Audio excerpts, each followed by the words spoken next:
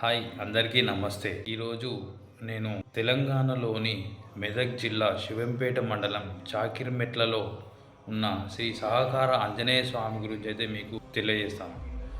ఇది నర్సాపూర్ తూప్రాన్ రహదారిలో దట్టమైన అడవి ప్రాంతంలో స్వయంభుగా వేల్చిన ఈ పుణ్యక్షేత్రం గురించి మీకు వివరంగా తెలియజేస్తాను. ముందుగా వీడియోలోకి వెళ్ళే ముందు నా ఛానల్ని సబ్స్క్రైబ్ చేసుకోండి, షేర్ చేయండి, లైక్ చేయండి ప్లీజ్. హైదరాబాద్ సికింద్రాబాద్ నుండి 60 నుంచి 70 కిలోమీటర్ల దూరంలో ఉండే తూప్రాన్ నర్సాపూర్ రహదారి దట్టమైన అడవిలో పిలిచిన ఈ పుణ్యక్షేత్రం చాలా మహిమగలది.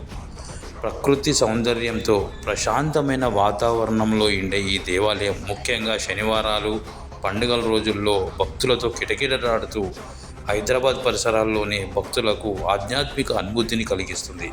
ఈ ఆలయం తెలంగాణ సంస్కృతి సాంప్రదాయాలను ప్రతిబింబించే ప్రత్యేక శైలిలో నిర్మించబడింది. ఇక్కడికి వచ్చే భక్తులకు ఎంతో ప్రశాంతమైన వాతావరణం మనస్సుకు ఆహ్లాదకరంగా ఉంటుంది. ఈ స్వామివారిని దర్శించుకుంటే మన సమస్యలన్నీ, కోరిన కోరికలను కూడా తీరుతాయని అందరూ నమ్ముతారు. శని ఆదివారాల్లోనే కాకుండా, ఎందుకంటే మెయిన్ రోడ్డుకి రహదారి పక్కనే ఉంది కాబట్టి చాలామంది ఆగి స్వామివారిని దర్శించుకొని మరీ వెళ్తుంటారు.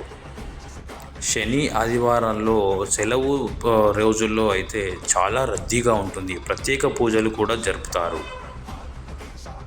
స్వామివారి ముందు ఉన్న గజస్తంభం, అది గజస్తంభము లోపలికి ఎంట్రీ.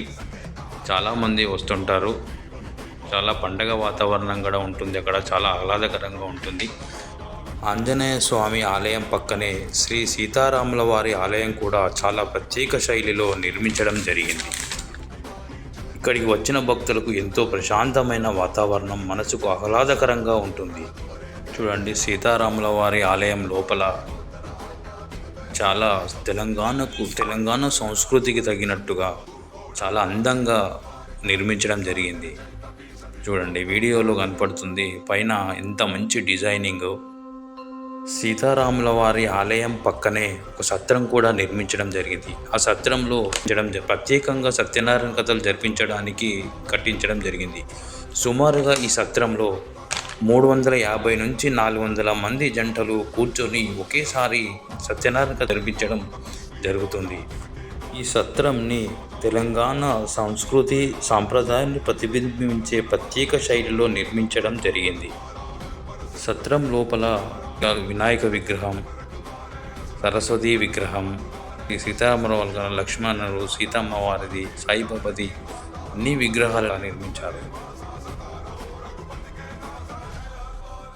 అదేవిధంగా పక్కనే శ్రీమతి బి సీతమ్మ అన్నదాన సత్రం కూడా ఉంది. ప్రతిరోజు మధ్యాహ్నం 1 నుంచి 2 గంటల మధ్యలో ఇక్కడ ప్రతిరోజు అన్నదాన కార్యక్రమం కూడా ఉంటుంది.